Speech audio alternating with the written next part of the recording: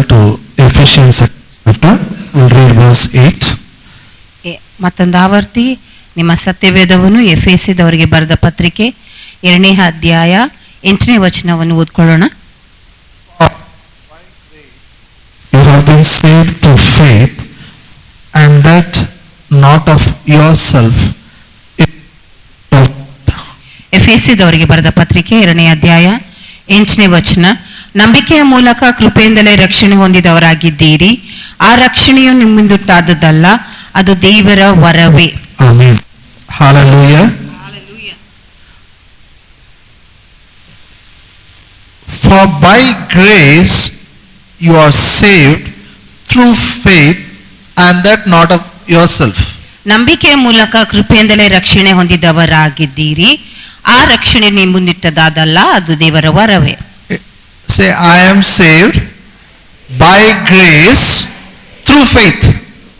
ನಾನು ನಂಬಿಕೆಯ ಮೂಲಕ ಕೃಪೆಯಿಂದಲೇ ರಕ್ಷಣೆ ಹೊಂದಿದ್ದೇನೆ. This talks about our salvation. ಇದು ನಮ್ಮ ರಕ್ಷಣೆ ಕುರಿತಾಗಿ ಕಲಿಸ್ತದೆ. Grace provided it, by faith we have taken. ಕೃಪೆಯು ನಮಗೆ ಒದಗಿಸಿತ್ತು, ನಂಬಿಕೆ ಮೂಲಕ ಅದನ್ನು ನಾವು ತೆಗೆದುಕೊಳ್ತೇವೆ. Life what now we live should be the same pattern.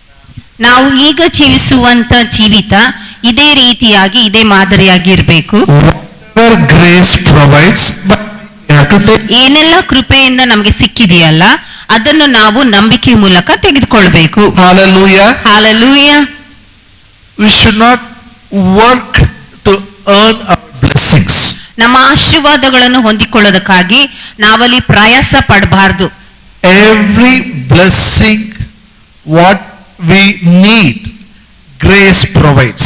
ಪ್ರತಿಯೊಂದು ಆಶೀರ್ವಾದ ಯಾವುದು ನಮಗೆ ಬೇಕಾಗಿದೆ ಅದು ಕೃಪೆ ನಮಗೆ ಒದಗಿಸಿದೆ. How grace provides? ಕೃಪೆ ಹೇಗೆ ಎಲ್ಲವನ್ನು ಒದಗಿಸುತ್ತದೆ? You know, by Jesus Christ dying on the cross, he made a provision for us. ಯೇಸು ಕ್ರಿಸ್ತನು ಶಿಲುಬೆ ಮೇಲೆ ಸಾಯುವುದರ ಮೂಲಕ ಆತನು ಕೃಪೆಯಿಂದ ನಮಗೆ ಎಲ್ಲವನ್ನು ಅಲ್ಲಿ ಸರಿಪಡಿಸಿದನು. The finished work of cross provides everything free for us. ಅಲ್ಲಿ ಶಿಲುಬೆ ಮೇಲೆ ಮಾಡಿ ಮುಗಿಸಿರುವಂತ ವಿಷಯವು ನಮಗೆ ಎಲ್ಲ ಜೀವಿತಕ್ಕಾಗಿ ಬೇಕಾಗಿರುವುದನ್ನು ಒದಗಿಸಿಕೊಡ್ತದೆ. Freely he provides. ಅದನ್ನು ಉಚಿತವಾಗಿ ನಮಗೆ ಆತನು ಕೊಟ್ಟಿದ್ದಾನೆ. Amen. Amen. So what freely available, only a person who is not wise will try to earn, pay and get it. ಯಾವುದು ನಮಗೆ ಉಚಿತವಾಗಿ ಸಿಕ್ಕಿದೆಯಲ್ಲ ಅದನ್ನು ಈಗ ಒಬ್ಬ ಮೂರ್ಖ ವ್ಯಕ್ತಿ ಅದನ್ನು ಪ್ರಯಾಸ ಪಟ್ಟು ತೆಗೆದುಕೊಳ್ಬೇಕಂತ ಪ್ರಯತ್ನ ಮಾಡ್ತಾನೆ. Wise person knows it is free, he will take it. ಬುದ್ಧಿವಂತನಿಗೆ ಚೆನ್ನಾಗಿ ಗೊತ್ತು ಅದು ಉಚಿತವಾಗಿ ಸಿಕ್ಕದ, ಅದಕ್ಕೆ ಆತನು ಅದನ್ನು ಉಚಿತವಾಗಿ ತೆಗೆದುಕೊಳ್ತಾನೆ. For salvation we didn't cross 7 seas. ನಾವು ನಮ್ಮ ರಕ್ಷಣೆ ಹೊಂದೋದಕ್ಕಾಗಿ ನಾವು 7 ಸಮುದ್ರ ದಾಟಿ ಹೋಗೋದ್ ಬೇಕಾಗಿಲ್ಲ. For our salvation we didn't climb any mountains. ನಮ್ಮ ರಕ್ಷಣೆಗಾಗಿ ನಾವೇನು ಬೆಟ್ಟ ಹತ್ತಿಲ್ಲ. The hardest work he did. ಕಠಿಣವಾಗಿರುವಂತ ಕೆಲಸವನ್ನು ಯೇಸು ಕ್ರಿಸ್ತನು ಮಾಡಿದನು. He died on the cross. ಯೇಸು ಕ್ರಿಸ್ತನು ಶಿಲುಬೆ ಮೇಲೆ ಸತ್ತನು. He shed the blood.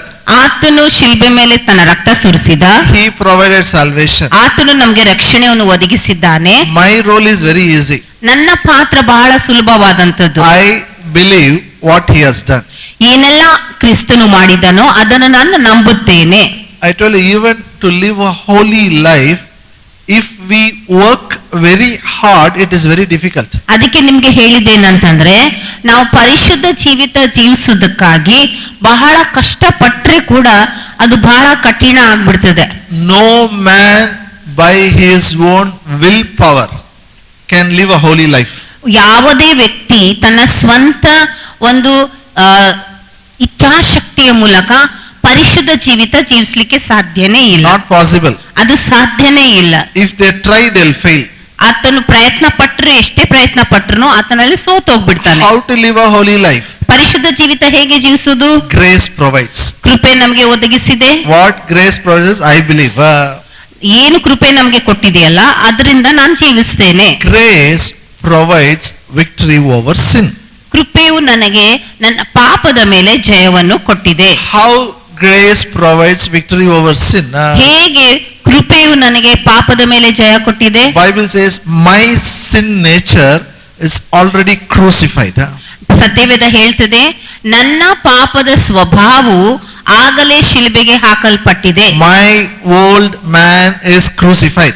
ನನ್ನ ಹಳೆ ಮನುಷ್ಯನು ಆಗಲೇ ಶಿಲುಬೆಗೆ ಹಾಕಲ್ಪಟ್ಟಿದ್ದಾನೆ. Hallelujah. Say my Hallelujah. old man is crucified with Christ.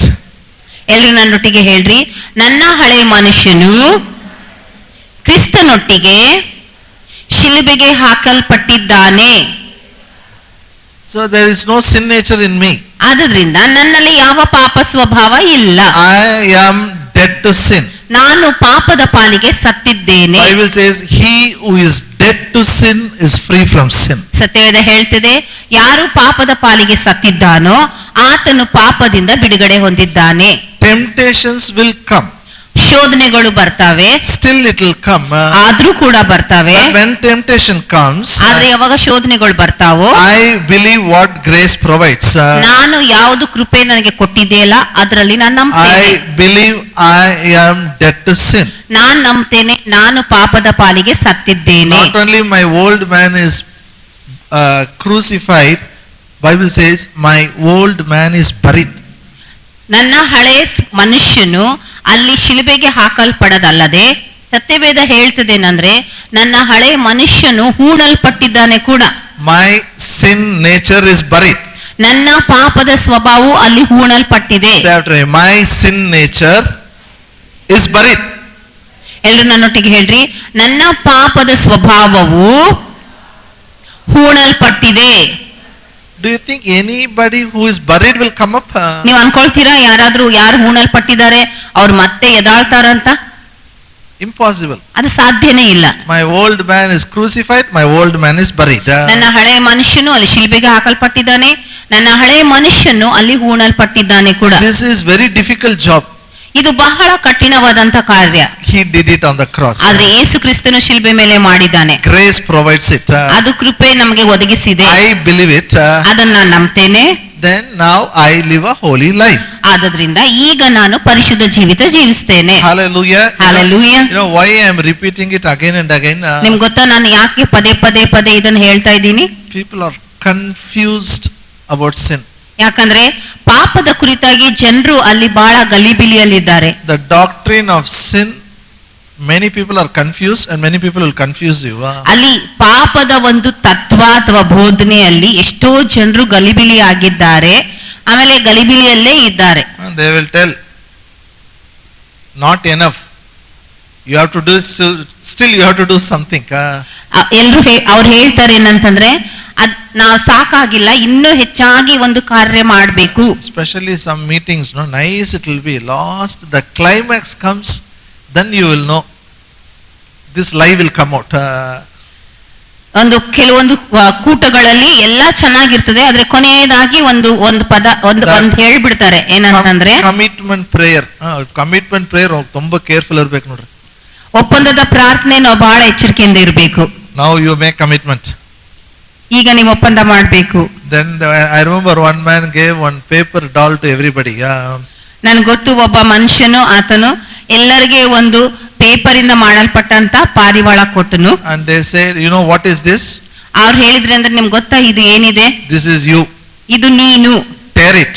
ಅದನ್ನು ನೀನು ಹರಿದು ಹಾಕು. Now I should die. ಈಗ ನಾವು ಸಾಯಬೇಕು. Hello.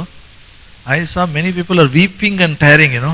ನಾನು ನೋಡಿದೆ ಏನಂದ್ರೆ ಎಷ್ಟೋ ಜನರು ಅಳ್ತಾ ಅಲ್ಲಿ ಅದನ್ನ ಹರಿದು ಬಿಟ್ರು. Now my question is, ಈಗ ನನ್ನ ಪ್ರಶ್ನೆ ಏನಂದ್ರೆ how many times man can die? ಈಗ ಎಷ್ಟು ಸಾರಿ ಒಬ್ಬ ಮನುಷ್ಯನು ಸಾಯ್ಬೋದು?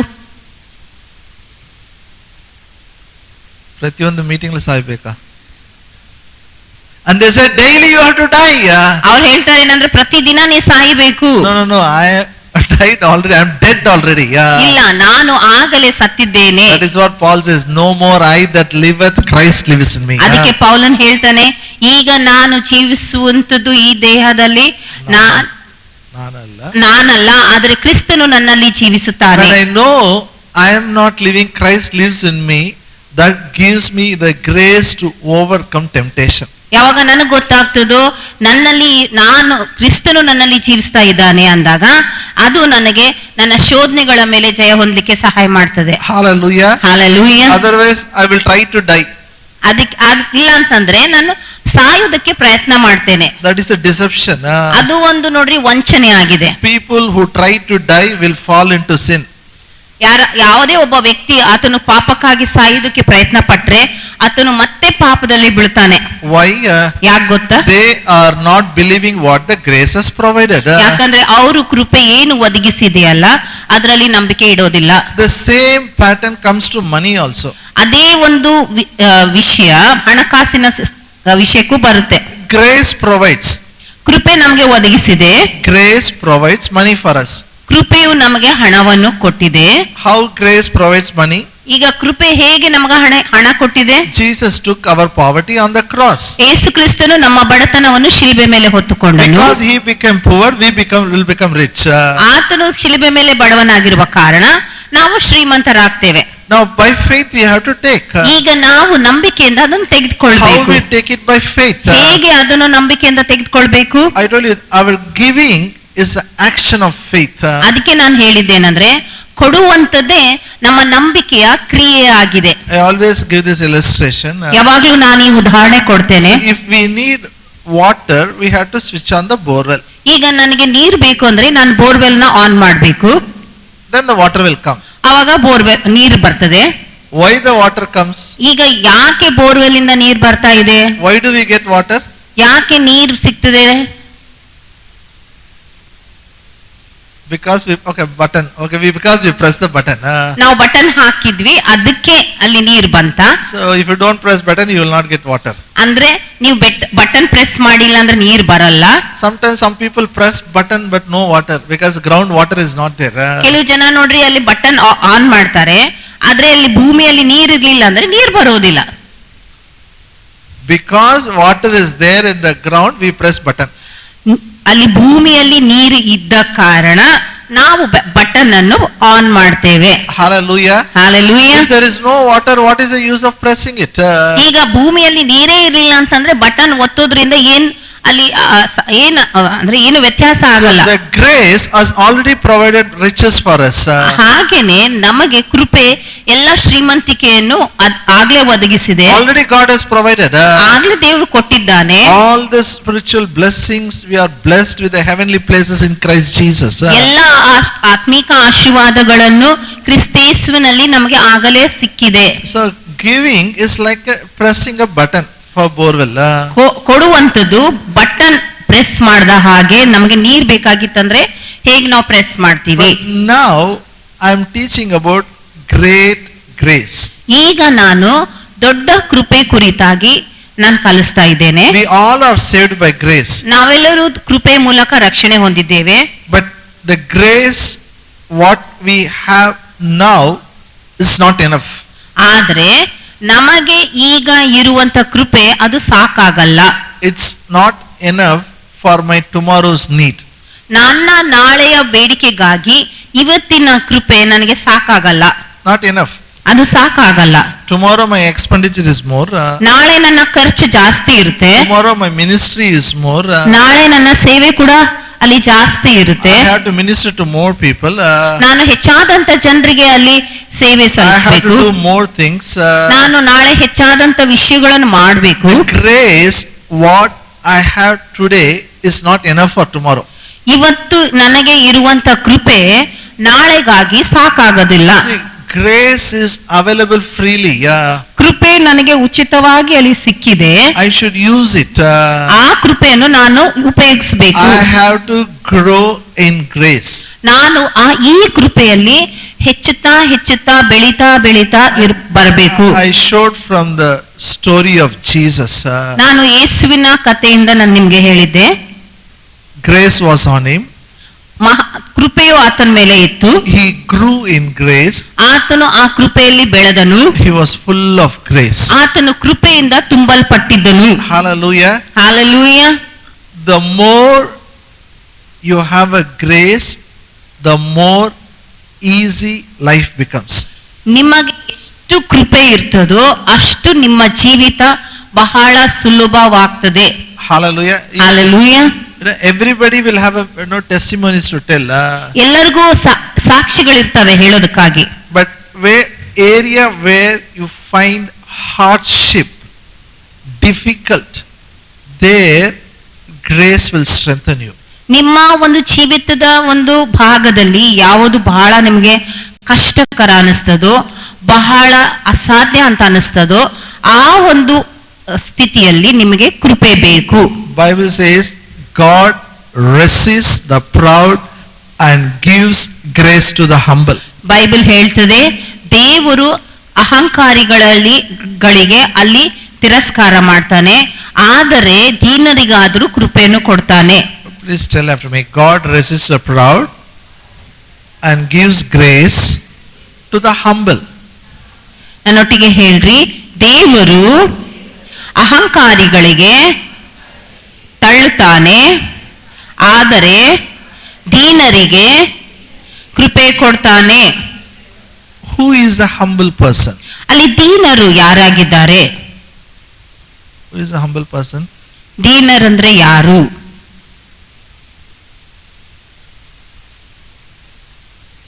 No, we have a lot of definition for humbleness. ನಮಗೆ ದೀನತೆ ಕುರಿತಾಗಿ ಇಷ್ಟೊಂದು ಅಲ್ಲಿ ಅರ್ಥಗಳಿದ್ದಾವೆ. We think a person who talks with a low voice is a very humble person. ನಾವು ಅನ್ಕೊಳ್ತೀವಿ ಯಾವ ಒಬ್ಬ ವ್ಯಕ್ತಿ ಬಹಳ ಮೆತ್ತಿಗೆ ಮಾತಾಡ್ತಾನೋ, ಒಂದು ಕಮ್ಮಿ ಸ್ವರದಲ್ಲಿ ಮಾತಾಡ್ತಾನೆ, ಆತನೇ ದೀನ ವ್ಯಕ್ತಿ. We think people who stoop down are very humble people. ಇಲ್ಲಾಂದ್ರೆ ನಾವ್ ಅನ್ಕೊಳ್ತೀವಿ ಯಾರು ಯಾವಾಗ್ಲೂ ಬಗ್ಗಿದವರಾಗಿರ್ತಾರೆ ಅವರೇ ದೀನವಾದಂತ ವ್ಯಕ್ತಿ. Hello? No. That is not humbleness. ಅದು ದೀನತೆ ಅಲ್ಲ. Whoever bends before you, don't believe them. They do drama. One day they'll pull your leg. ಯಾರಾದ್ರೂ ನಿಮ್ಮ ಮುಂದೆ ಬಗ್ತಾರ ಅಂತಂದ್ರೆ ಅವ್ರನ್ನ ನಂಬೇಡ್ರಿ, ಯಾಕಂದ್ರೆ ನಾಳೆ ಅವ್ರು ನಿಮ್ಮ ಕಾಲ್ ಎಳಿತಾರೆ. That will not help. ಅದು ನಿಮ್ಗೆ ಸಹಾಯ ಮಾಡಲ್ಲ. Humbleness is saying, God, I totally depend on you. ದೀನತೆ ಅಂದ್ರೆ ನಾನು ದೇವರಿಗೆ ಹೇಳುವಂತದ್ದು, ದೇವರೇ ನಾನು ನಿನ್ನ ಮೇಲೆ ಸಂಪೂರ್ಣವಾಗಿ ಆತುಕೊಳ್ಳುತ್ತೇನೆ. I can't do it by myself. ನಾನು ನನ್ನ ಸ್ವಂತ ಶಕ್ತಿಯಿಂದ ಮಾಡ್ಲಿಕ್ಕೆ ಸಾಧ್ಯ ಇಲ್ಲ. I depend on you. ನಾನು ನಿನ್ನ ಮೇಲೆ ಆತುಕೊಳ್ಳುತ್ತೇನೆ. The sad thing is, we depend on God when all our trials, fails. Last resort, we go to God and say, we depend on you. ಆದ್ರೆ ಬಹಳ ದುಃಖಕರವಾದ ವಿಷಯ ಏನಂದ್ರೆ, ನಾವು ದೇವರ ಮೇಲೆ ಕೊನೆಯದಾಗಿ ಆತ್ಕೊಳ್ತೇವೆ. ನಮ್ಮ ಎಲ್ಲ ಪ್ರಯತ್ನಗಳು ಮುಗಿದ ಮೇಲೆ ನಾವು ದೇವರ ಮೇಲೆ ಆತುಕೊಳ್ತೇವೆ. We tell God, now I can't. ಈಗ ನಾವು ದೇವರಿಗೆ ಹೇಳ್ತೇವೆ, ದೇವರೇ ಈಗ ನನ್ನಿಂದ ಸಾಧ್ಯ ಇಲ್ಲ, Now you help me. ಈಗ ನೀನು ನನಗೆ ಸಹಾಯ ಮಾಡು. God helps. ದೇವರು ನಮಗೆ ಸಹಾಯ ಮಾಡ್ತಾನೆ. But if we depend on God first itself, ಆದ್ರೆ ನಾವು ದೇವರ ಮೇಲೆ ಮೊದಲನೇದಾಗಿಯೇ ಅಲ್ಲಿ ಅಂದ್ರೆ ಆತನ ಮೇಲೆ ಆತ್ಕೊಂಡಿದ್ರೆ we can do better. ನಾವು ಅಲ್ಲಿ ಉತ್ತಮವಾಗಿ ಮಾಡಬಹುದು. Hallelujah. Hallelujah. Whether it can be a marriage, ಅದು ಮದುವೆಯಲ್ಲಿ ಇರಬಹುದು, or family issues, ಅದು ಕುಟುಂಬದ ಸ್ಥಿತಿಯಲ್ಲಿ ಇರಬಹುದು, health, ಅದು ನಮ್ಮ ಆರೋಗ್ಯದಲ್ಲಿ ಇರಬಹುದು, or money matters, ಅದು ಹಣಕಾಸಿನ ವಿಷಯವಾಗಿರಬಹುದು, or ministry, ಅದು ಸೇವೆ ವಿಷಯವಾಗಿಯೇ ಇರಬಹುದು. Depending on God totally is humbleness. ದೇವರ ಮೇಲೆ ಸಂಪೂರ್ಣವಾಗಿ ಆತುಕೊಳ್ಳುವಂತದೇ ಅದು ದೀನತೆ ಆಗಿದೆ. When you depend on Him, then grace finds you. ಯಾವಾಗ ನಾವು ದೇವರ ಮೇಲೆ ಆತ್ಕೊಳ್ತೀವೋ ಆಗ ಕೃಪೆ ನಿಮಗೆ ಅಲ್ಲಿ ಕಂಡುಕೊಳ್ತದೆ. When you say, God, I can manage by myself, that is pride. ಯಾವಾಗ ನಾವು ದೇವರಿಗೆ ಹೇಳ್ತೇವೆ, ದೇವರೇ ನನ್ನಷ್ಟಕ್ಕೆ ನಾನು ಎಲ್ಲ ಸಂಭಾಳಿಸ್ಕೊಳ್ತೀನಿ ಅಂತ ಹೇಳಿದ್ರೆ ಅದೇ ಗರ್ವ ಆಗಿದೆ. God resists a pride. ದೇವರು ಅಹಂಕಾರಿಗಳನ್ನು ಗರ್ವಿಷ್ಠರನ್ನು ತಿರಸ್ಕಾರ ಮಾಡ್ತಾನೆ. What this grace will do for you? ಈ ಕೃಪೆ ನಿಮಗಾಗಿ ಏನ್ ಮಾಡ್ತದೆ? I told you, when the grace finds a person, it brings a total change. ನಾನು ನಿಮಗೆ ಆಗ್ಲೇ ಹೇಳಿದ್ದೇನಂತಂದ್ರೆ, ಯಾವಾಗ ಈ ಕೃಪೆ ಒಬ್ಬ ವ್ಯಕ್ತಿಗೆ ಕಂಡುಕೊಳ್ತದೋ ಆ ವ್ಯಕ್ತಿಯ ಜೀವಿತ ಸಂಪೂರ್ಣವಾಗಿ ಮಾರ್ಪಡ್ತದೆ. People think, grace means, I don't know how to put it. The people define grace is laziness. ಕೆಲವು ಜನರು ಕೃಪೆ ಅಂದಾಗ ಅದರ ಅರ್ಥ ಒಂದು ಸೋಮಾರಿತನ ಅಂತ ಹೇಳ್ಬಿಡ್ತಾರೆ. I remember when I started a church. ನನ್ನ ನೆನಪಿದೆ, ನಾನು ಯಾವಾಗ ಸಭೆ ಪ್ರಾರಂಭ ಮಾಡಿದ್ದೆ, night I used to come and pray here. ನಾನು ರಾತ್ರಿ ಇಲ್ಲಿ ಬಂದು ಪ್ರಾರ್ಥನೆ ಮಾಡ್ತಿದ್ದೆ. Night 10 o'clock I'll have dinner, then I'll come here. ರಾತ್ರಿ 10 ಗಂಟೆಗೆ ನನ್ನ ಊಟ ಮುಗಿಸ್ಕೊಂಡು ನಾನು ಇಲ್ಲಿ ಬರ್ತಾ ಇದ್ದೆ. We had, before buying this land, we had an office. Every day I used to come. ಈ ಒಂದು ಭೂಮಿ ಅಲ್ಲಿ ಕೊಂಡ್ಕೊಳ್ಳೋಕ್ಕಿಂತ ಮುಂಚೆ ನಮ್ಗೆ ಆಫೀಸ್ ಇರ್ತಿತ್ತು, ನಾವು ಪ್ರತಿದಿನ ಬರ್ತಾ ಇದ್ದೆ. When I come here, only watchman will be there. ನಾನು ಬಂದಾಗ ವಾಚ್ಮನ್ ಮಾತ್ರ ಇರ್ತಾ ಇದ್ದ. The place where I'm standing down was a church. ನಾನು ನಿಂತ್ಕೊಳ್ಳಿರುವಂತ ಸ್ಥಳ, ಇದ್ರ ಕೆಳಗಡೆನೆ ನಾವು ಆರಾಧನೆ ನಡೆಸ್ತಾ ಇದ್ವಿ. But before we cast the roof, only I used to come. ಆದ್ರೆ ಇದಕ್ಕೆ ಛತ್ ಹಾಕೋಕ್ಕಿಂತ ಮುಂಚೆನೆ ನಾನು ಬಂದ್ಬಿಟ್ಟು ಪ್ರಾರ್ಥನೆ ಮಾಡ್ತಾ ಇದ್ದೆ. Watchman will sleep, I will be awake. ಆ ಒಂದು ವಾಚ್ಮನ್ ಮಲ್ಕೊಳ್ತಾ ಇದ್ದ, ನಾನು ಅಲ್ಲಿ ಎಚ್ಚರ ಇರ್ತಿದ್ದೆ. I pray in tongues till morning 4 o'clock. ನಾನು ಬೆಳಿಗ್ಗೆ 4 ಗಂಟೆವರೆಗೂ ಅನ್ಯ ಭಾಷೆಯಲ್ಲಿ ಪ್ರಾರ್ಥನೆ ಮಾಡ್ತಾ ಇದ್ದೆ. Morning 4 o'clock I'll go home. ಬೆಳಿಗ್ಗೆ 4 ಗಂಟೆಗೆ ನಾನು ಮನೆಗೆ ಹೋಗ್ತಾ ಇದ್ದೆ. 6 hours I'll pray. 6 ತಾಸು ನಾನು ಪ್ರಾರ್ಥನೆ ಮಾಡ್ತಿದ್ದೆ. When I go home, I always see, some houses when I cross, lights will be on. Morning 4:30, 5 o'clock, lights will be on. People will get up. I hear some noises, devotional songs I hear. ನಾನು ಹಾಗೆ ನಡ್ಕೊಂಡು ಮನೆಗೆ ಹೋಗ್ತಿರುವಾಗ ಕೆಲವು ಮನೆಗಳಲ್ಲಿ ನಾನು ಅಲ್ಲಿ light ಇರೋದನ್ನು ನೋಡ್ತಾ ಇದ್ದೆ, ಅಲ್ಲಿ ಶಬ್ದ ಕೇಳಿಸ್ಕೊಳ್ತಾ ಇದ್ದೆ. ಆಮೇಲೆ ಅವರು ಅಲ್ಲಿ ಭಕ್ತಿ ಗೀತೆಗಳು ಎಲ್ಲ ಹಾಡ ಕೇಳಿಸ್ಕೊಳ್ತಾ ಹೋಗ್ತಾ ಇದ್ದೆ. Most of them get up 5 o'clock.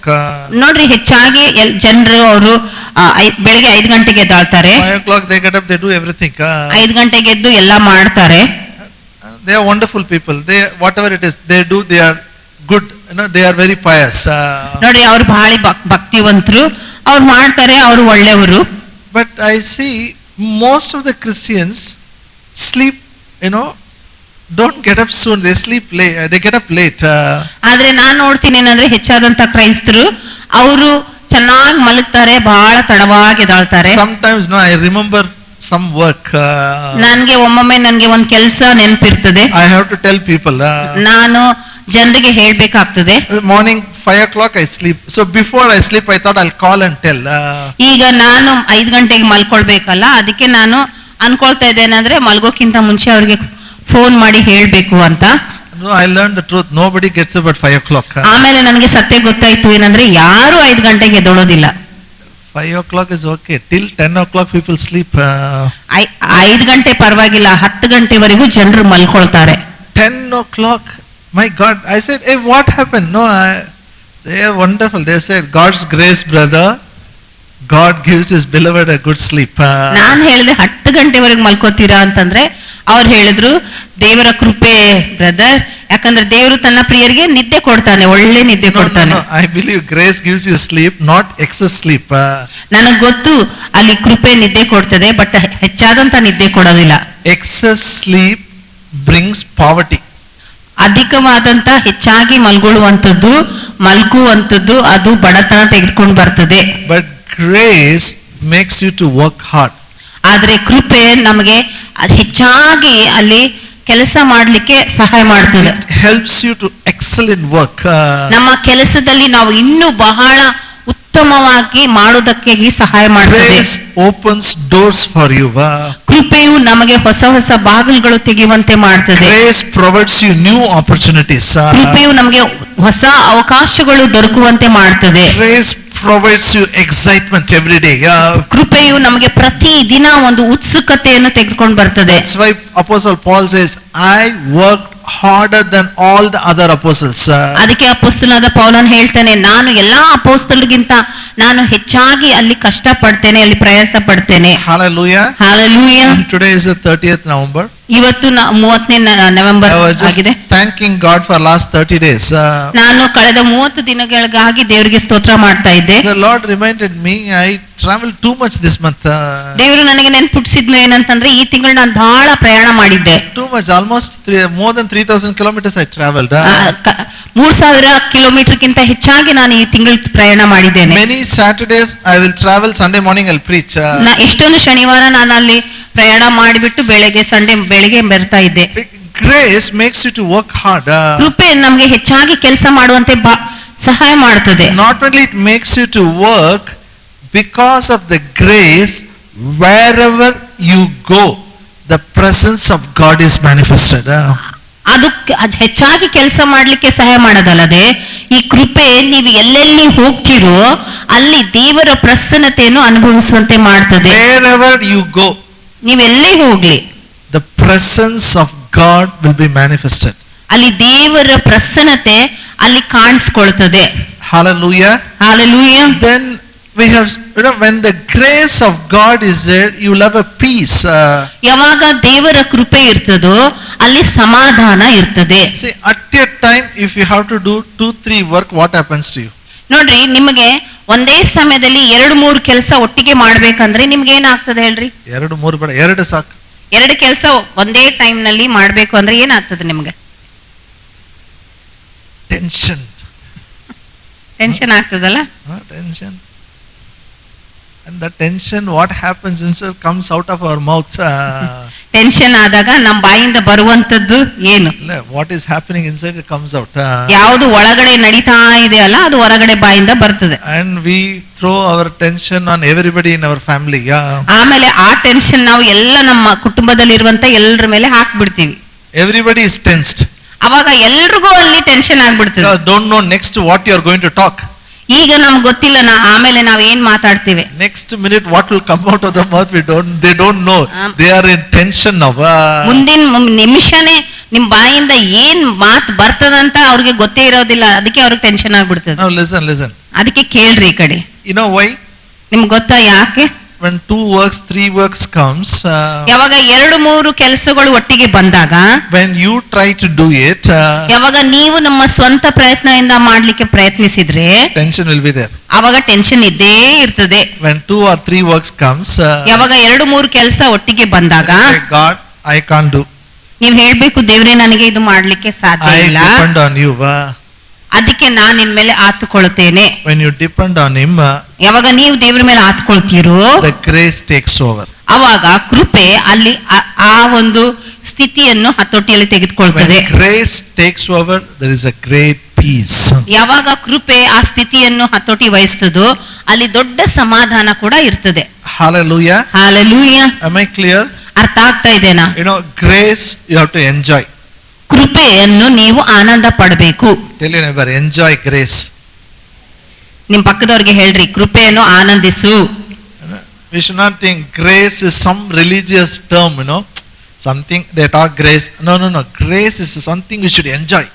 ನೀವು ಅನ್ಕೊಳ್ಬಾರ್ದೇನದು ಕೃಪೆ ಅಂತಂದ್ರೆ ಯಾವುದೋ ಒಂದು ಧಾರ್ಮಿಕ ಒಂದು ಶಬ್ದ ಅಲ್ಲ, ಹಾಗಲ್ಲ. ಈ ಕೃಪೆ ಅನ್ನುವಂಥದ್ದನ್ನು ನೀವು ಪ್ರತಿದಿನ ಆನಂದಿಸಬೇಕು. Even if you are doing 10 works, ನೀವು 10 ಕೆಲಸ ಮಾಡ್ತಾ ಇದ್ರು ಕೂಡ, at a time, ಒಂದೇ ಸಾರಿ 10 ಕೆಲಸ ಮಾಡ್ತಾ ಇದ್ರು ಕೂಡ, grace is upon you, you will enjoy life. ಯಾವಾಗ ಕೃಪೆ ನಿಮ್ಮ ಮೇಲೆ ಇರ್ತದೋ ಆ ಕೆಲಸವನ್ನು ನೀವು ಆನಂದ ಪಡ್ತೀರಾ.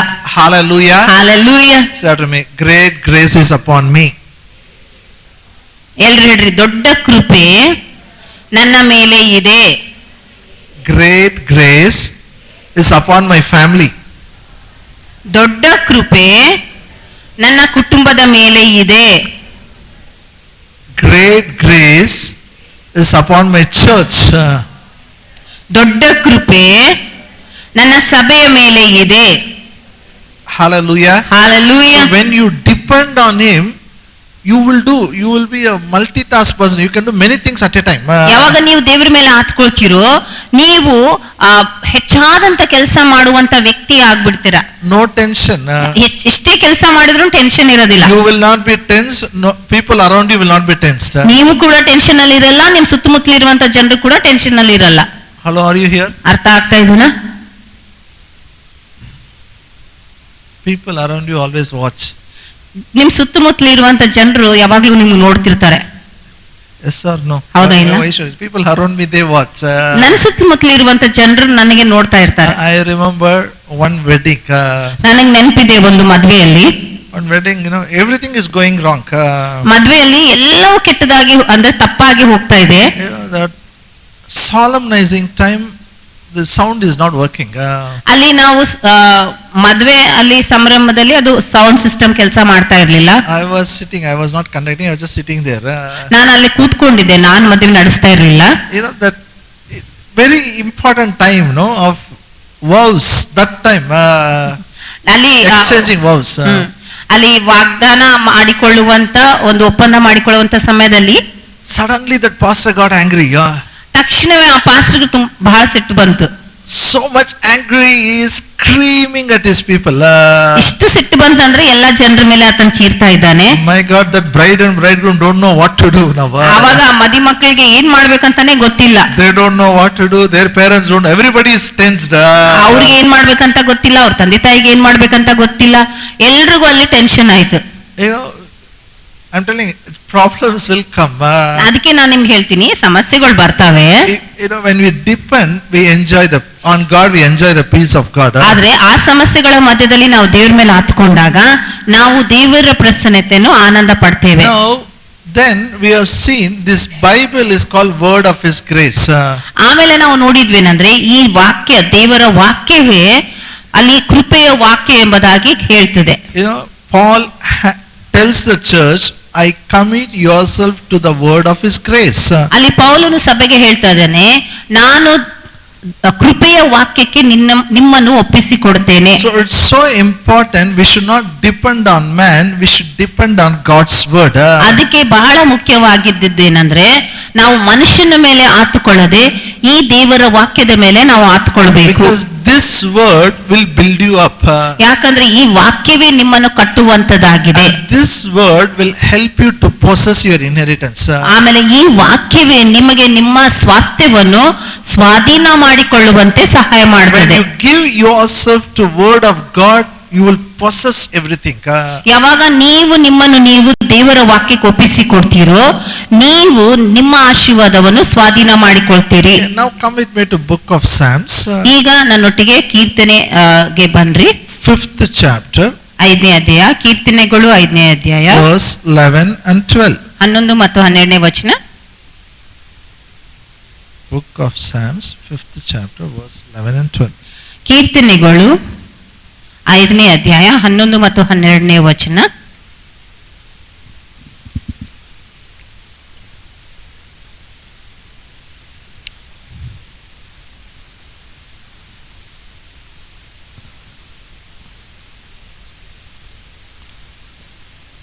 But let all those rejoice who put their trust in you.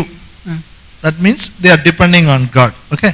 Let them ever shout for joy because you defend them. Let those who love your name be joyful in you. For you, O Lord, will bless the righteous.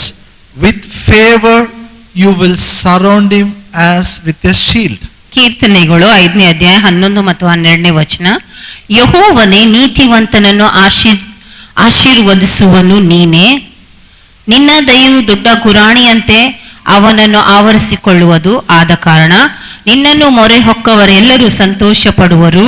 ನೀನು ಕಾಪಾಡುವವನೆಂದು ಅವರು ಯಾವಾಗಲೂ ಆನಂದ ಧ್ವನಿ ಮಾಡುವರು. ನಿನ್ನ ನಾಮವನ್ನು ಪ್ರೀತಿಸುವವರು ನಿನ್ನಲ್ಲಿ ಉಲ್ಲಾಸಗೊಳ್ಳುವರು.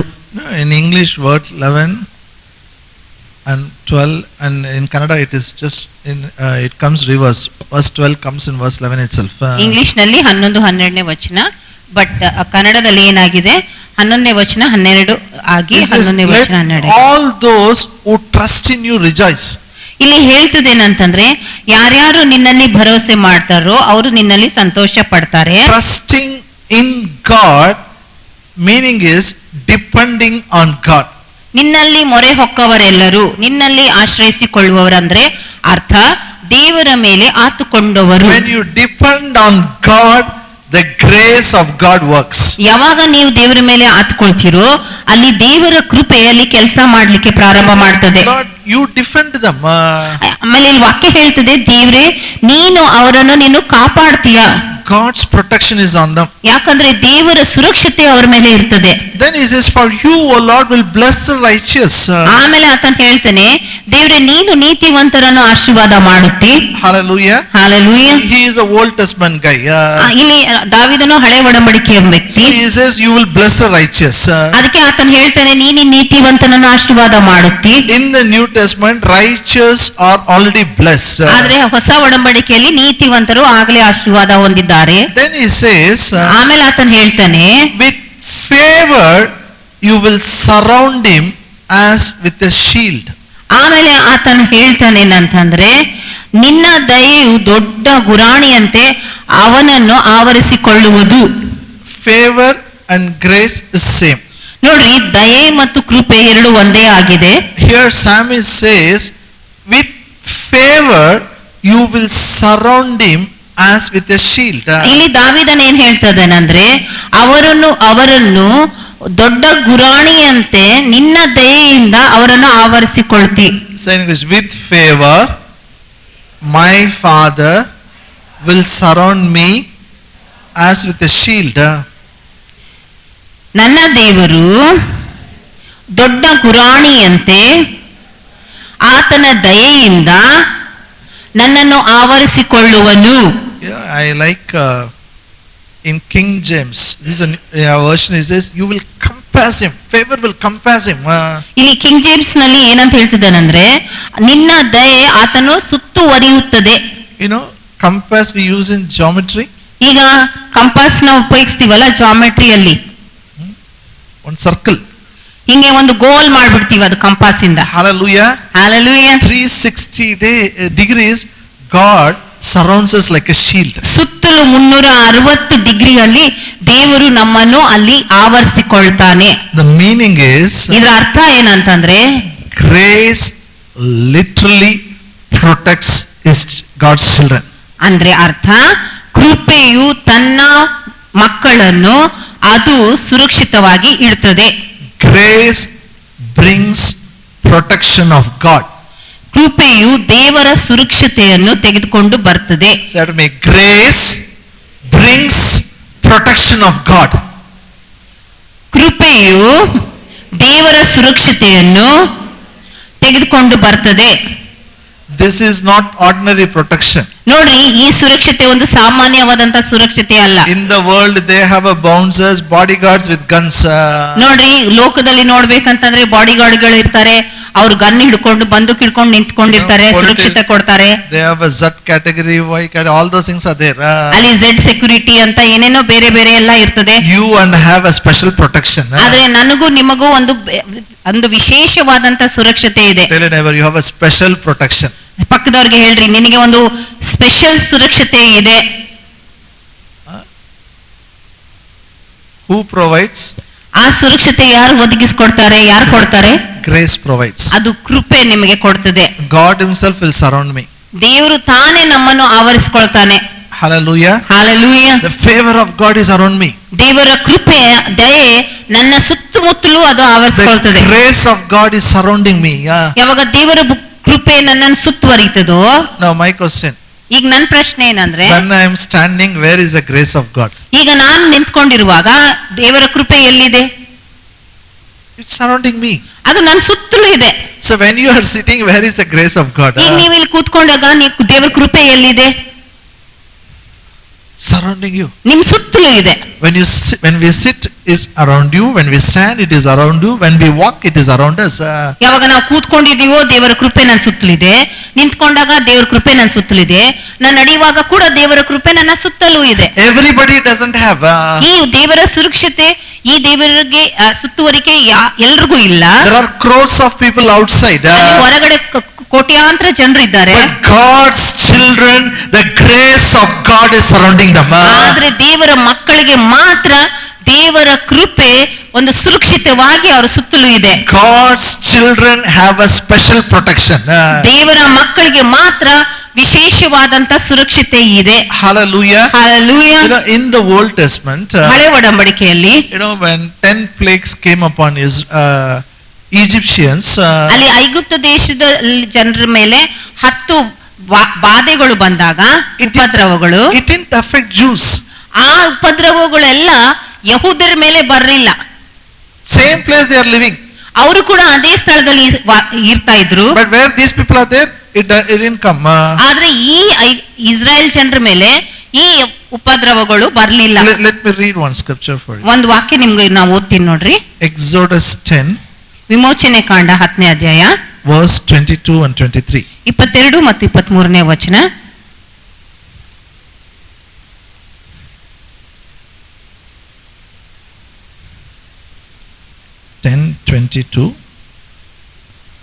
and 23.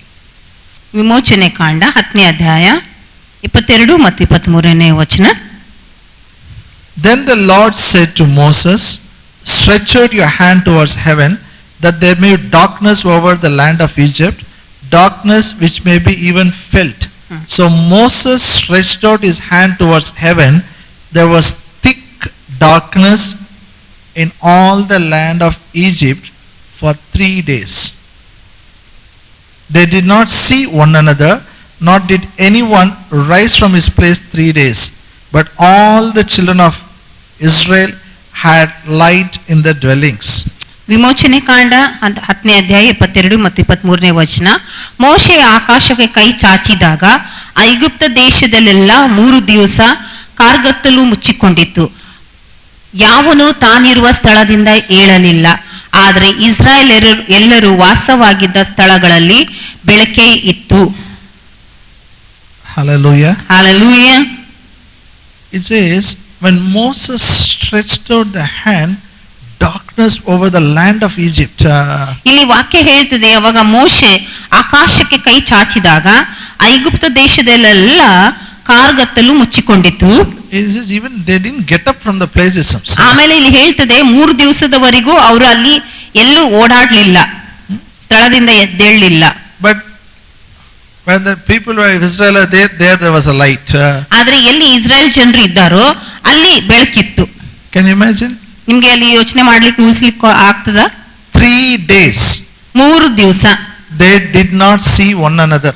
3 ದಿವಸದವರೆಗೂ ಅವರು ಒಬ್ಬರನ್ನೊಬ್ರು ನೋಡ್ಲಿಲ್ಲ. And Bible says that not did anyone rise from his place for 3 days. ಆಮೇಲೆ ಬೈಬಲ್ ಹೇಳ್ತದೆ 3 ದಿನದವರೆಗೂ ಯಾರು ಕೂಡ ತಾವಿರುವಂತ ಸ್ಥಳದಿಂದ ಅಲ್ಲಿ ಏಳಲಿಲ್ಲ. How terrible it will be. ನೋಡ್ರಿ ಎಷ್ಟು ಭಯಂಕರವಾಗಿದೆ ಅಲ್ಲ ಆ ಸ್ಥಿತಿ. It's not only night, daytime also darkness. ಅದು ಬರೀ ರಾತ್ರಿಯಲ್ಲಿ ಕತ್ತಲಿರ್ಲಿಲ್ಲ, ದಿನದಲ್ಲಿ ಕೂಡ ಕತ್ತಲಾಗಿತ್ತು. They did not see each other. ಅವರು ಒಬ್ಬರನ್ನೊಬ್ರು ನೋಡ್ಲಿಕ್ಕೆ ಕೂಡ ಆಗ್ಲಿಲ್ಲ. See, in those days I believe night time they had some lamps. ನಾನ್ ನಂಬ್ತೇನೆ ಆಗಿನ ಸಮಯದಲ್ಲಿ ರಾತ್ರಿ ಕಾಲದಲ್ಲಿ ಅವ್ರಿಗೆ ಅಲ್ಲಿ ದೀಪಗಳು ಇರ್ತಾ ಇದ್ವು. They had ಅವ್ರಿಗೆ ದೀಪ ಇರ್ತಾ ಇದ್ರು. those lamps couldn't help them. ಆ ದೀಪಗಳು ಅವ್ರಿಗೆ ಸಹಾಯ ಮಾಡ್ಲಿಲ್ಲ. Sunlight cannot help them. ಅಲ್ಲಿ ಸೂರ್ಯ ಕೂಡ ಅವ್ರಿಗೆ ಸಹಾಯ ಮಾಡ್ಲಿಲ್ಲ. No sunlight, no moonlight. ಅಲ್ಲಿ ಸೂರ್ಯನ ಬೆಳಕು ಇರ್ಲಿಲ್ಲ, ಅಲ್ಲಿ ಚಂದ್ರನ ಬೆಳಕು ಕೂಡ ಇರ್ಲಿಲ್ಲ. Darkness everywhere. ಅಲ್ಲಿ ಕಾರ್ಗತ್ತಲಾಗಿತ್ತು ಎಲ್ಲ ಕಡೆ. They did not see anywhere. ಅವರಿಗೆ ಒಬ್ಬರನ್ನೊಬ್ರು ಕೂಡ ಅವ್ರಿಗೆ ನೋಡ್ಲಿಕ್ಕೆ ಆಗ್ಲಿಲ್ಲ. Maybe they tried to get up, they dashed with each other or they fell down. ಅವರು ಎದ್ದು ನಿಂತು ಸ್ವಲ್ಪ ಹೋಗ್ಬೇಕಂತ ಅನ್ಕೊಂಡಿದ್ರು ಕೂಡ ಅವರು ಒಬ್ರಿಗೊಬ್ರೆ ತಟ್ಟಿ ಬೀಳ್ತಾ ಇದ್ರು. They thought better to sit. ಅದಕ್ಕಾಗಿ ಅವ್ರು ಅನ್ಕೊಂಡ್ರೆ ಏನಂದ್ರೆ ಕೂತ್ಕೊಳ್ಳೋದೇ ಉತ್ತಮ. 3 days God made them to sit in one place. ನೋಡ್ರಿ 3 ದಿವಸದವರೆಗೂ ದೇವರು ಅವರಿಗೆ ಒಂದೇ ಸ್ಥಳದಲ್ಲಿ ಕೂತ್ಕೊಳ್ಳುವಂತೆ ಮಾಡಿದ. How difficult it is. ನೋಡ್ರಿ ಎಷ್ಟು ಕಷ್ಟಕರ ಅಲ್ಲ. Can you imagine when the power supply went, we used the generator. ಯಾವಾಗ ಕರೆಂಟ್ ಹೋಯ್ತು ನಾವು ಜನರೇಟರ್ ಉಪಯೋಗಿಸ್ತೀವಿ. Only this hall light was there. Everybody there was a darkness. ಈ ಒಂದು ಸ್ಥಳದಲ್ಲಿ ಮಾತ್ರ ಬೆಳಕಿತ್ತು, ಬೇರೆ ಕಡೆ ಎಲ್ಲ ಕತ್ತಲಿತ್ತು. How it will be if it is 3 days? ಈ ತರಾನೇ ಅಲ್ಲಿ 3 ದಿನದವರೆಗೆ ಆಗಿತ್ತಂದ್ರೆ ಹೇಗಿರ್ತದೆ ಹೇಳ್ರಿ? Why only God's children had a light? ಯಾಕೆ ಬರೀ ದೇವರ ಜನರಿಗೆ ಮಾತ್ರ ಬೆಳಕಿತ್ತು? The favor of God was surrounding them. ಯಾಕಂದ್ರೆ ಅವ್ರ ಸುತ್ತಲೂ ದೇವರ ಕೃಪೆ ಆವರಿಸಿಕೊಂಡಿತ್ತು, ಸುತ್ತುವರೆದಿತ್ತು. Hallelujah. The grace of God. ಅದೇ ದೇವರ ಕೃಪೆ ಆಗಿದೆ. People will suffer. ಜನರು ಅಲ್ಲಿ ಕಷ್ಟ ಪಡ್ತಾರೆ, but God's children will have special protection. ಆದ್ರೆ ದೇವರ ಜನರಿಗೆ ವಿಶೇಷವಾದಂತ ಸುರಕ್ಷತೆ ಇರ್ತದೆ. Hallelujah. Hallelujah. But the sad thing is we don't know what we have. ಆದ್ರೆ ದುಃಖ ವಿಷಯ ಏನಂದ್ರೆ ನಮಗೆ ಏನ್ ಇದೆ ಅಲ್ಲ ಅದ್ರ ಬಗ್ಗೆ ನಮಗೆ ಗೊತ್ತೇ ಇಲ್ಲ. We don't know what we have. ನಮಗೇನ್ ಇದೆ, ಏನ್ ಕೊಡಲ್ಪಟ್ಟಿದೆಯೋ ಅದ್ರ ಬಗ್ಗೆ ನಮಗೆ ಗೊತ್ತಿಲ್ಲ. What brother, what believer, what church, what before, no difference. No difference between us and them. ಜನರು ಹೇಳ್ತಾರೆ ಏನ್ ಬಿಲೀವರು, ಏನ್ ಸಭೆ, ಅವ್ರು ಅವಿಶ್ವಾಸಿಗೂ ಅವಿಶ್ವಾಸಿಗಳಲ್ಲಿ ಏನ್ ವ್ಯತ್ಯಾಸನೇ ಇಲ್ಲ.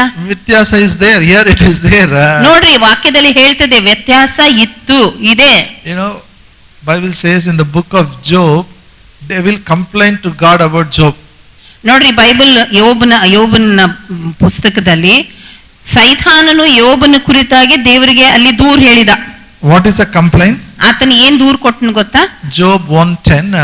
ಯೋಬನು 1ನೇ ಅಧ್ಯಾಯ 10ನೇ ವಚನ. Have we not made a hedge around him, around his household, around all that he has on every side? You have blessed the work of his hands, and his possessions have increased in the land. ಯೋಬ 1ನೇ ಅಧ್ಯಾಯ 10ನೇ ವಚನ. ನೀನು ಅವನಿಗೂ ಅವನ ಮನೆಗೂ ಅವನ ಎಲ್ಲಾ ಸ್ವಾಸ್ಥ್ಯಕ್ಕೂ ಸುತ್ತಮುತ್ತಲು ಬೇಲಿಯನ್ನು ಹಾಕಿದೆಯಲ್ಲ, ಅವನು ಕೈ ಹಾಕಿದ ಕೆಲಸವನ್ನು ನೀನು ಸಫಲ ಮಾಡುತ್ತಿರುವುದರಿಂದ ಅವನ ಸಂಪತ್ತು ದೇಶದಲ್ಲಿ ವೃದ್ಧಿಯಾಗುತ್ತಾ ಬಂದಿದೆ. Hallelujah. Hallelujah. 2 complaints here. ಇಲ್ಲಿ ಎರಡು ದೂರುಗಳನ್ನು ಹೇಳ್ತಾ ಇದ್ದಾನೆ. First, God, you are protecting him. ಮೊಟ್ಟ ಮೊದಲದಾಗಿ ನೀನು ಅವನಿಗೆ ಸುರಕ್ಷಿತ ಕೊಡ್ತಾ ಇದೀಯಾ. Then he says, God, you are blessing the work of his hands. ದೇವರೇ ನೀನು ಆತನ ಕೈ ಕೆಲಸವನ್ನು ಆಶೀರ್ವಾದ ಮಾಡ್ತಾ ಇದ್ದಿ. His substance has increased in the land. ಆತನ ಸಂಪತ್ತು ದೇಶದಲ್ಲೆಲ್ಲ ಹೆಚ್ಚಾಗಿದೆ. His possessions have increased in the land. ಆ ಒಂದು ದೇಶದಲ್ಲಿ ಆತನ ಎಲ್ಲ ಸ್ವಾಸ್ಥ್ಯ ಅಲ್ಲಿ ಹೆಚ್ಚಾಗಿದೆ. Or simple English, ಸುಲಭವಾದಂತ ಆಗಿ ಹೇಳ್ಬೇಕಂದ್ರೆ devil is saying, God, you are blessing him too much. ಅಂದ್ರೆ ದೇವರೇ ನೀನು ಆತನಿಗೆ ಬಹಳ ಆಶೀರ್ವಾದ ಮಾಡ್ತಿದ್ದಿ. Amen. Amen. Whatever his work hand does also you are blessing. ಆತನ ಕೈ ಕೆಲಸ ಏನ್ ಮಾಡ್ತದೆ ಅದನ್ನು ಆಶೀರ್ವಾದ ಮಾಡ್ತಿದ್ದಿ. And he is having possession now. It is adding, property is adding. ಆಮೇಲೆ ಅದರಿಂದಾಗಿ ಆತನಿಗೆ ಅಲ್ಲಿ ಸಂಪತ್ತು ಸೇರ್ತಾ ಇದೆ. He was the richest person there. ಅದಕ್ಕೆ ಆತನು ಆ ದೇಶದಲ್ಲಿ ಆತನು ಶ್ರೀಮಂತ ವ್ಯಕ್ತಿಯಾಗಿದ್ದ. So devil, sometimes I don't know. And more than that, God, not only you are blessing him, you are protecting all Job and all his blessings. ಆಮೇಲೆ ಸೈತಾನನ್ ಹೇಳ್ತಾ ಇದ್ದಾನೆ ನೀನು ಅವನಿಗೆ ಆಶೀರ್ವಾದ ಮಾಡೋದಲ್ಲದೆ ಆತನಿಗೆ ಇರುವಂತ ಎಲ್ಲಾ ಮನೆ ಜನ ಸಂಪತ್ತು ಎಲ್ಲವನ್ನು ನೀನು ಸುರಕ್ಷಿತವಾಗಿ ಇಡ್ತಾ ಇದ್ದಿ. Hallelujah. Hallelujah. Say in English, too much blessing, special protection. ಎಲ್ಲರೂ ನನ್ನೊಟ್ಟಿಗೆ ಹೇಳ್ರಿ, ಅತಿಯಾದ ಆಶೀರ್ವಾದ, ವಿಶೇಷ ಸುರಕ್ಷತೆ. Hello, are you here? ಅರ್ಥ ಆಯ್ತಾ? Even Job doesn't know that. ಆದ್ರೆ ಯೋಬನಿಗೆ ಕೂಡ ಇದ್ರ ವಿಷಯದಲ್ಲಿ He ಗೊತ್ತಿರಲಿಲ್ಲ. thought something is happening. ಆತನ ಅನ್ಕೊಂಡೆ ಏನೋ ಆಗ್ತಾ ಇದೆ. Too much blessings. ಆದ್ರೆ ಬಹಳ ಆಶೀರ್ವಾದ. No, sometimes I see this. Who told this? ಇದು ಯಾರು ಹೇಳ್ತಾ ಇದ್ದಾರೆ ಹೇಳ್ರಿ? ಯಾರು? Devil is telling. ಸೈತಾನನು ಹೇಳ್ತಾ ಇದ್ದಾನೆ. Wow, I said devil also knows the good news. ನೋಡ್ರಿ ಸೈತಾನನಿಗೆ ಕೂಡ ಒಳ್ಳೆ ಸುದ್ದಿ ಗೊತ್ತು. What he knows, if we know enough. ಸೈತಾನನಿಗೆ ಏನೆಲ್ಲ ಗೊತ್ತಿದೆಯಲ್ಲ ಅದು ನಮಗ್ ಗೊತ್ತಿದ್ರೆ ಸಾಕು. He knows you are too much blessed. ಆ ಸೈತಾನನಿಗೆ ಚೆನ್ನಾಗಿ ಗೊತ್ತು ನೀವು ಬಹಳ ಆಶೀರ್ವಾದ ಹೊಂದಿದ್ದೀರಿ. And you are well protected. ಆಮೇಲೆ ನೀವು ಎಲ್ಲರೂ ಬಹಳ ಒಳ್ಳೆದಾಗಿ ಸುರಕ್ಷಿತ ಹೊಂದಿದವರಾಗಿದ್ದೀರಿ. I am too much blessed. I am well protected. ನಾನು ಅತಿಯಾಗಿ ಆಶೀರ್ವದಿಸಲ್ಪಟ್ಟಿದ್ದೇನೆ. ನಾನು ಉತ್ತಮವಾಗಿ ಸುರಕ್ಷಿತವಾಗಿ ಇಡಲ್ಪಟ್ಟಿದ್ದೇನೆ. I have heard many messages from book of Job. ನಾನು ಯೋಬನ ಪುಸ್ತಕದಿಂದ ಎಷ್ಟೊಂದು ಸಂದೇಶಗಳನ್ನು ಕೇಳಿಸಿಕೊಂಡಿದ್ದೀನಿ. I have heard so many messages. ಎಷ್ಟೊಂದು ಸಂದೇಶಗಳನ್ನು But ಕೇಳಿಸಿಕೊಂಡಿದ್ದೀನಿ. nobody told me this. God blessed him too much. ಆದ್ರೆ ಯಾರು ಕೂಡ ಯೋಬನಿಗೆ ದೇವರು ಇಷ್ಟೊಂದು ಆಶೀರ್ವಾದ ಮಾಡಿದ್ನಂತ ಹೇಳಲೇ ಇಲ್ಲ. They said, God, like Job, God will test you. God will put sickness on you. God will take your son. God will take your daughter. ಅವ್ರು ಹೇಳ್ತಾರೆ ಏನಂತಂದ್ರೆ ಯೋಬನ್ ತರ ದೇವರು ನಿನಗೆ ಅಲ್ಲಿ ಎಲ್ಲ ನಾಶ ಮಾಡ್ತಾರೆ, ದೇವರು ನಿನ್ನ ಆಸ್ತಿಯನ್ನು ಮಕ್ಕಳನ್ನು ತೆಗೆದುಕೊಂಡು ಬಿಡ್ತಾನೆ. One man said, God and devil played a football. Job was like a football, no? Everybody was, both of them were kicking.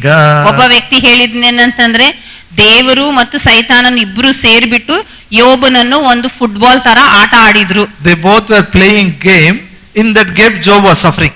ಅವರಿಬ್ರು ಆಟ ಅಂದ್ರೆ ದೇವರು ಮತ್ತು ಸೈತಾನನು ಆಟ ಆಡ್ತಾ ಇರುವಾಗ ಮಧ್ಯದಲ್ಲಿ ಇಲ್ಲಿ ಯೋಬನು ಸಿಕ್ಕೊಂಡ್ ಬಿದ್ದ.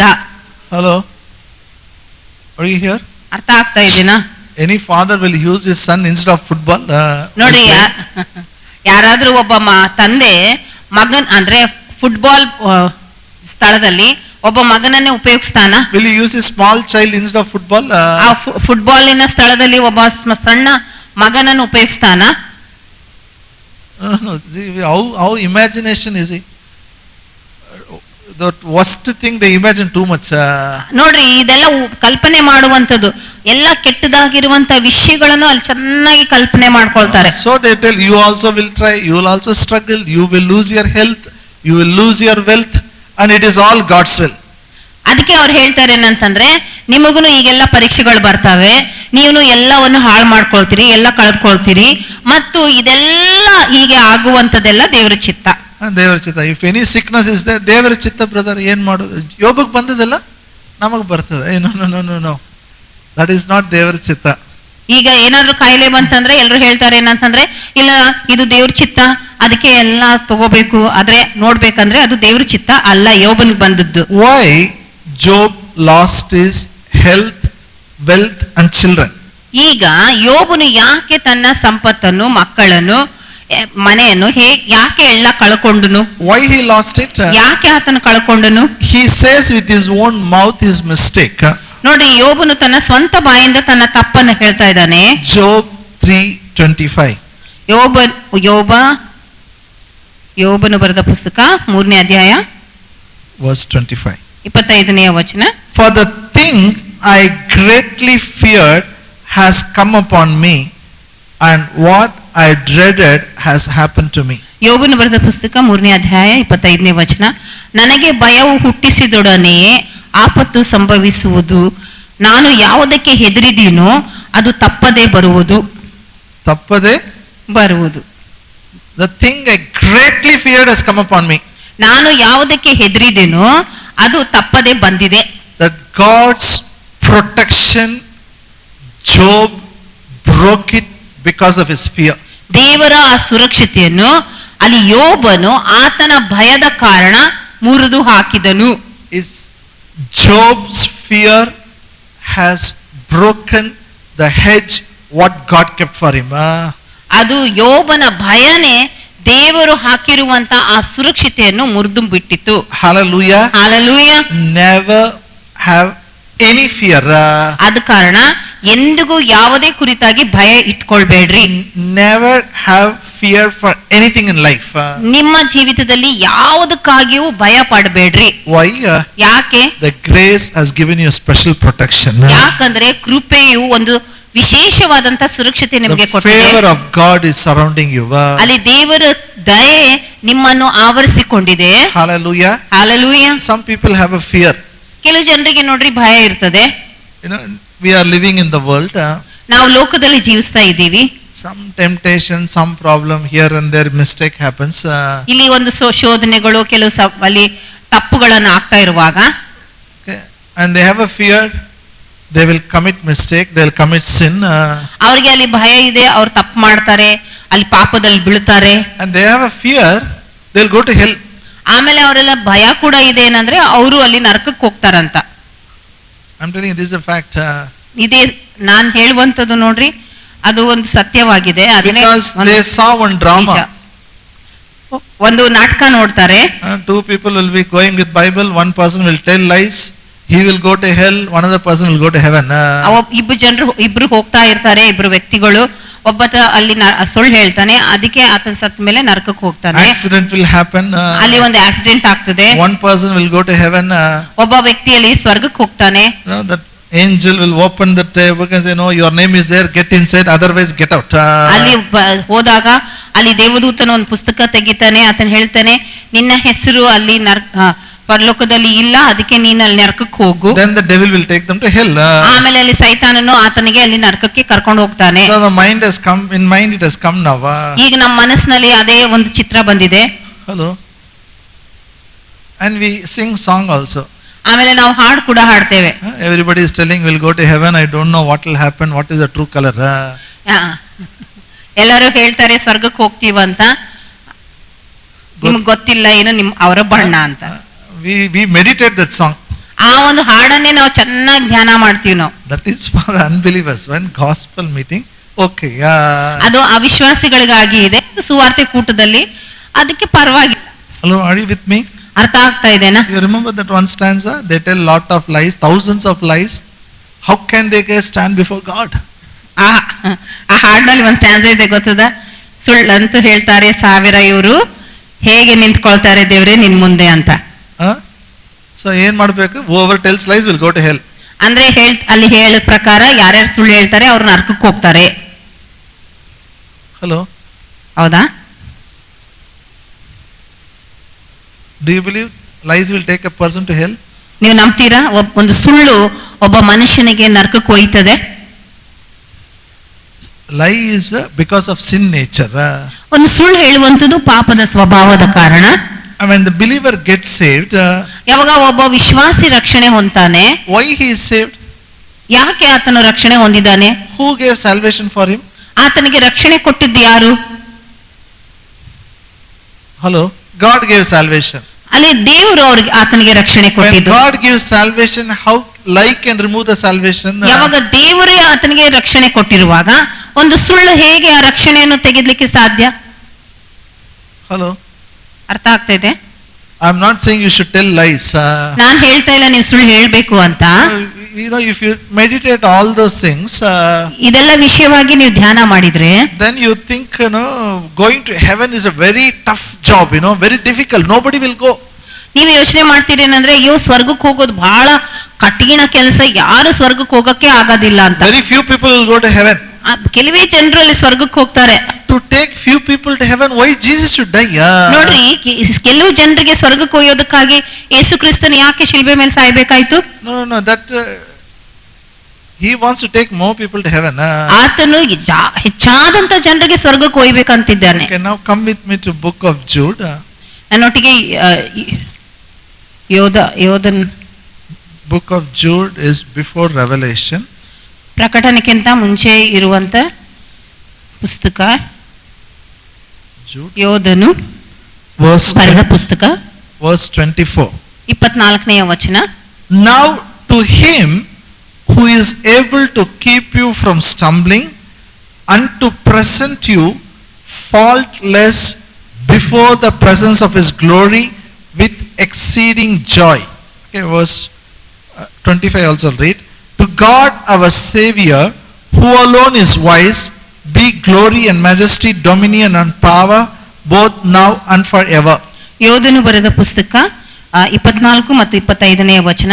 ಎಡವಿ ಬೀಳದಂತೆ ನಿಮ್ಮನ್ನು ಕಾಪಾಡುವುದಕ್ಕೂ ತನ್ನ ಪ್ರಭಾವದ ಸಮಕ್ಷಮದಲ್ಲಿ ನಿನ್ನನ್ನು ನಿರ್ದೋಷಿಗಳನ್ನಾಗಿ ಹರ್ಷದೊಡನೆ ನಿಲ್ಲಿಸುವುದಕ್ಕೂ ಶಕ್ತನಾಗಿರುವ ನಮ್ಮ ಕರ್ತನಾದ ಒಬ್ಬನೇ ದೇವರಿಗೆ, ನಮ್ಮ ಕರ್ತನಾದ ಯೇಸು ಕ್ರಿಸ್ತನ ಮೂಲಕ ಪ್ರಭಾವ, ಮಹತ್ವ, ಅಧಿಪತ್ಯ, ಅಧಿಕಾರಗಳು ಎಲ್ಲ ಕಾಲಕ್ಕಿಂತ ಮೊದಲು ಈಗಲೂ ಯಾವಾಗಲೂ ಇರಲಿ. ಆಮೇನ್. Three things are written in verse 24. 24ನೇ ವಚನದಲ್ಲಿ 3 ವಿಷಯಗಳು ಬರೆಯಲ್ಪಟ್ಟಿವೆ. First, Jude says now. That is very important. ಈಗ ಯೋಧನು ಈಗ ಅಂತ ಹೇಳ್ತಾ ಇದ್ದಾನೆ. All of you look here. ಎಲ್ರು ಈ ಕಡೆ ನೋಡ್ರಿ. Say now. ಎಲ್ರು ಹೇಳ್ರಿ ಈಗ. Now he is able to keep you from stumbling. ಈಗ ನೀವು ಎಡವಿ ಬೀಳದಂತೆ ನಿಮ್ಮನ್ನು ಕಾಪಾಡ್ತಾನೆ. Say, look here. Say now he is able to protect me from stumbling. ಈಗ ನಾನು ಎಡವಿ ಬೀಳದಂತೆ ಕಾಪಾಡುತ್ತಾನೆ. Do you believe he is able? ನೀವು ನಂಬ್ತೀರಾ ಆತನು ಯೋಗ್ಯನಾಗಿದ್ದಾನೆ? He has the ability to protect you. ಆತನಿಗೆ ನಿಮ್ಮನ್ನು ಸುರಕ್ಷಿತವಾಗಿ ಕಾಪಾಡೋದಕ್ಕಾಗಿ ಸಾಮರ್ಥ್ಯ ಇದೆ ಅಂತ ನಂಬ್ತೀರಾ? Yes, no. ಹೌದಾ ಇಲ್ಲ? That is why grace gives you special protection. ಅದಕ್ಕಾಗಿಯೇ ನೋಡ್ರಿ ಕೃಪೆ ಒಂದು ವಿಶೇಷ ಸುರಕ್ಷತೆ ಕೊಡ್ತದೆ. Oh, favor of God is compassing you. ಅಲ್ಲಿ ದೇವರ ದಯೆ ನಿಮ್ಮನ್ನು ಆವರಿಸಿಕೊಂಡಿದೆ. He himself is surrounding you. ಆತನ ಕೃಪೆ ನಿಮ್ಮನ್ನು ಆವರಿಸಿಕೊಂಡಿದೆ. And able to protect you from falling. ಮತ್ತು ನೀವು ಎಡವಿ ಬೀಳದಂತೆ ಅದು ನಿಮ್ಮನ್ನು ಸುರಕ್ಷಿತವಾಗಿ ಇಡ್ತದೆ. When? ಯಾವಾಗ? ಕನ್ನಡ ಯಾವಾಗ? ಸೇ ಈಗ. ಎಲ್ರು ಹೇಳ್ರಿ ಈಗ. Not tomorrow, now. ನಾಳೆ ಅಲ್ಲ, ಈಗ ಸದ್ಯದಲ್ಲಿ. Now God is able to protect you from falling.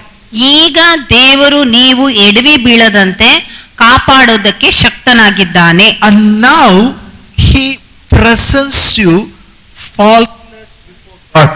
ಈಗ ನಿಮ್ಮನ್ನು ನಿರ್ದೋಷಿಗಳನ್ನಾಗಿ ದೇವರ ಪ್ರಭಾವದ ಸುಕ್ಷೇಮದಲ್ಲಿ ಅಲ್ಲಿ ಒಪ್ಪಿಸುತ್ತಾನೆ. Hallelujah. Hallelujah. He presents you faultless before the presence of his glory with exceeding joy. ತನ್ನ ಪ್ರಭಾವದ ಸುಕ್ಷೇಮದಲ್ಲಿ ನಿಮ್ಮನ್ನು ನಿರ್ದೋಷಿಗಳನ್ನಾಗಿಯೂ ಹರ್ಷದೊಡನೆ ಈಗ ನಿಲ್ಲಿಸುತ್ತಾನೆ. Hallelujah. Hallelujah. What a blessing. ನೋಡ್ರಿ ಎಂತ ಆಶೀರ್ವಾದ. I am without any fault. ನನಗೆ ಯಾವುದೇ ಒಂದು ದೋಷ ಇಲ್ಲ. Say, I am faultless. ನಾನು ನಿರ್ದೋಷಿ. Now I can stand before his glory with exceeding joy. ಈಗ ನಾನು ಆತನ ಮಹಿಮೆಯ ಸ್ಥಳದಲ್ಲಿ ಒಂದು ಹರ್ಷದೊಡನೆ ನಿಲ್ಲಕ್ಕೆ ಸಾಧ್ಯ. Grace is protecting me. ಕೃಪೆ ನನಗೆ ಅಲ್ಲಿ ಸುರಕ್ಷಿತವಾಗಿ ಇಡ್ತಾ ಇದೆ. Grace is enabling me to stand before him without any fault. ಕೃಪೆಯು ನನಗೆ ಆತನ ಮುಂದೆ ಯಾವುದೇ ದೋಷ ಇರಲಾರದೆ ನಿಲ್ಲುವುದಕ್ಕೆ ಅಲ್ಲಿ ಸಾಮರ್ಥ್ಯ ಕೊಡ್ತಾ ಇದೆ. And the grace which protects you now will protect till the end. ಈಗ ನಿಮಗೆ ಸುರಕ್ಷಿತವಾಗಿ ಇಡುವಂತ ಕೃಪೆ ನಿಮಗೆ ನಿತ್ಯಕ್ಕೂ ಅದು ಸುರಕ್ಷಿತವಾಗಿ ಇಡ್ತದೆ. Hallelujah. Hallelujah. Grace not only saves you, grace protects you. ಕೃಪೆ ನಿಮಗೆ ಅಲ್ಲಿ ರಕ್ಷಿಸುವುದಲ್ಲದೆ ಅದೇ ಕೃಪೆ ನಿಮಗೆ ಸುರಕ್ಷಿತವಾಗಿ ಕೂಡ ಇಡ್ತದೆ. Amen. Amen. Say, grace saves me, grace protects me. ಎಲ್ರು ಹೇಳ್ರಿ, ಕೃಪೆ ನನಗೆ ರಕ್ಷಿಸ್ತದೆ, ಕೃಪೆ ನನಗೆ ಸುರಕ್ಷಿತವಾಗಿ ಕೂಡ ಇಡ್ತದೆ. Shall we all stand up? ನಾವೆಲ್ಲರೂ ಎದ್ದು ನಿಂತ್ಕೊಳ್ಳೋಣವಾ? Everyone stand up. ಪ್ರತಿಯೊಬ್ಬರು ಎದ್ದು ನಿಂತ್ಕೊಳ್ರಿ. Just lift your hand towards God. ಎಲ್ಲರೂ ನಿಮ್ಮ ಕೈಗಳನ್ನು ಎತ್ತಿರಿ. The grace of God gives you a special protection. ದೇವರ ಕೃಪೆ ನಿಮಗೆ ಒಂದು ವಿಶೇಷ ಸುರಕ್ಷತೆಯನ್ನು ಕೊಡುತ್ತದೆ. It is able to protect you from falling. ಅದು ನೀವು ಎಡವಿ ಬೀಳದ ಹಾಗೆ ನಿಮಗೆ ಕಾಪಾಡುತ್ತದೆ. It is able to save you. ಅದು ನಿಮಗೆ ಅಲ್ಲಿ ನಿಮಗೆ ಸುರಕ್ಷಿತವಾಗಿ ಇರುವಂತೆ ಇಡುತ್ತದೆ. And presents you faultless before God. ಮತ್ತು ನಿಮಗೆ ನಿರ್ದೋಷಿಗಳಾಗಿ ದೇವರ ಮುಂದೆ ನಿಲ್ಲಿಸುವಂತದಾಗಿದೆ. Father, we pray in the name of Jesus. ತಂದೆಯಾದ ದೇವರೇ, ಯೇಸುವಿನ ಹೆಸರಿನಲ್ಲಿ ನಾವು ಪ್ರಾರ್ಥಿಸ್ತೇವೆ. Open our eyes of understanding. ನಮ್ಮ ತಿಳುವಳಿಕೆ ಕಣ್ಣುಗಳನ್ನು ತೆಗೆ. To know your great grace. ನಿನ್ನ ಮಹಾ ಕೃಪೆಯನ್ನು ಅರ್ಥ ಮಾಡಿಕೊಳ್ಳುವಂತೆ. Enjoy the great grace. ಮತ್ತು ಆ ದೊಡ್ಡ ಕೃಪೆಯನ್ನು ಆನಂದಿಸುವಂತೆ. Let them enjoy the special protection from God. ಇವರೆಲ್ಲರೂ ನಿನ್ನ ವಿಶೇಷವಾದ ಸುರಕ್ಷತೆಯನ್ನು ಅವರು ಆನಂದಿಸುವಂತೆ. Physically and spiritually. ಶಾರೀರಿಕವಾಗಿಯೂ ಮತ್ತು ಆತ್ಮಿಕವಾಗಿಯೂ. No evil eye will fall upon them. ಯಾವುದೇ ದುಷ್ಟ ಕಣ್ಣು ಇವರ ಮೇಲೆ ಬೀಳುವುದಿಲ್ಲ. All their possessions and belongings will be protected by God. ಎಲ್ಲ ಅವರ ಸಂಪತ್ತು ಆಸ್ತಿ ದೇವರಿಂದ ಸುರಕ್ಷಿತವಾಗಿ ಇಡಲ್ಪಟ್ಟಿರುತ್ತದೆ. Every fear, every thoughts of fear, we rebuke it in Jesus' name. ಎಲ್ಲ ಭಯದ ಆಲೋಚನೆಯನ್ನು ಯೇಸುವಿನ ಹೆಸರಿನಲ್ಲಿ ನಾವು ತಿರಸ್ಕಾರ Let ಮಾಡ್ತೇವೆ. them be fearless people. ಇವರೆಲ್ಲರೂ ಭಯ ಇಲ್ಲದ ಜನರಾಗಿರಲಿ. Depend on you for supernatural protection. ಮತ್ತು ನಿನ್ನ ಮೇಲೆ ಒಂದು ಅಸಾಧಾರಣವಾದಂತ ಸುರಕ್ಷತೆಗಾಗಿ ನಿನ್ನ ಮೇಲೆ ಆತುಕೊಳ್ಳಲಿ. In Jesus' name we pray. ಯೇಸುವಿನ ಹೆಸರಿನಲ್ಲಿ ನಾವು ಪ್ರಾರ್ಥಿಸ್ತೇವೆ. Amen. ಆಮೆನ್.